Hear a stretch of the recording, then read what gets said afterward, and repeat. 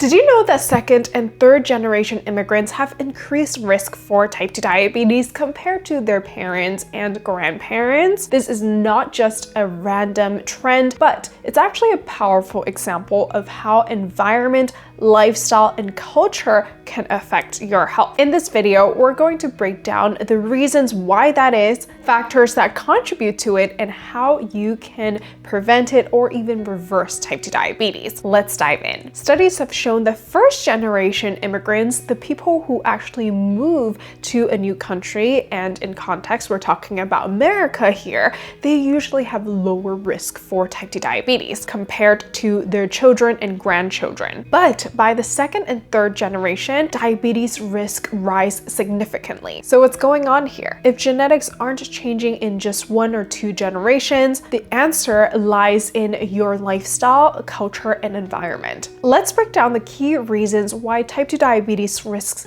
increases in second and third generation immigrants. The biggest thing is about dietary changes. First generation immigrants often stick to their traditional diets. Typically, it is rich in vegetables, legumes, and minimally processed foods. But as families adapt to their new country, dietary habits often shift to more processed foods that are higher in fat and are laden with sugar. For example, if a Chinese family moves to America, the first generation immigrants may still stick to their Chinese dishes, which are often very vegetable heavy, even though there are meat involved. However, when their diet starts shifting to a standard American diet, there's more processed food involved. There's burgers, there's fries, and there's way less vegetables in these dishes. This transition alone contributes to a lot of weight gain and higher rates of insulin resistance as well. The second factor is about decreased physical activity. Many first generation immigrants engage in more physical labor, whether if it's through their jobs or they walk as their primary form of transportation, or simply maintaining a more traditional lifestyle. A lot of times in other countries,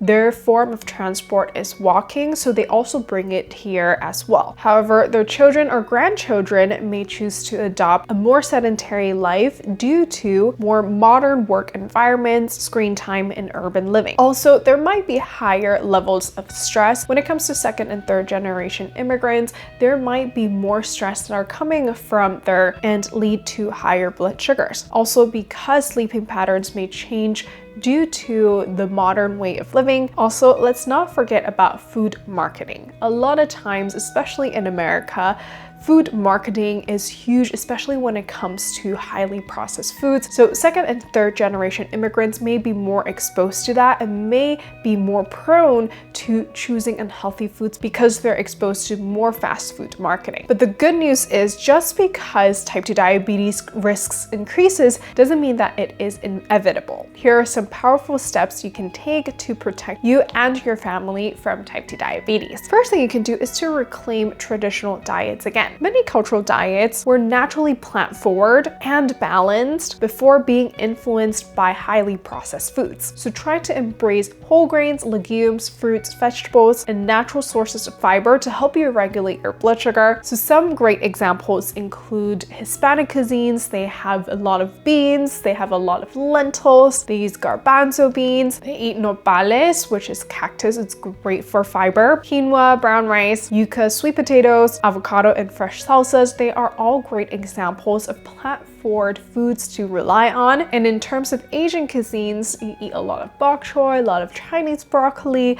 tofu, tempeh, miso soup, seaweed, edamame, and whole grains like brown rice, barley, and fermented foods like kimchi and natto. So the best way to make healthy lifestyle sustainable is also going back to your cultural foods to see what are the healthy ingredients there and how you can incorporate more of them so that you can enjoy your favorite culture foods and still be able to keep your diabetes reversed or lower diabetes risks. Number 2, make sure you incorporate daily movements, whether if it's walking after meals, engaging in community sports, or dancing to your favorite cultural music. Find ways to stay active every day. Make sure you also have good ways to manage stress as well. Try to improve your habits and try to have a great supportive community as well that can support you on this health journey. So I hope this video allowed you to see how powerful diet and lifestyle can be. Just to give an example, Emily was able to lower her A1C from 10.8 to 6.1 in just 6 weeks by changing her diet, and she was still able to have her traditional Asian foods here and there. So the point is, a lot of times, even if you may have family history of diabetes, it's important to change your lifestyle because, as Dr. Neil Bernard says, genetics is usually the gun, but the trigger is diet and lifestyle. And if you want to learn more on how you can reverse prediabetes or type 2 diabetes so that you can live a long and healthy life, go watch my free reversing diabetes training. Link is on my page, and I'll see you guys there.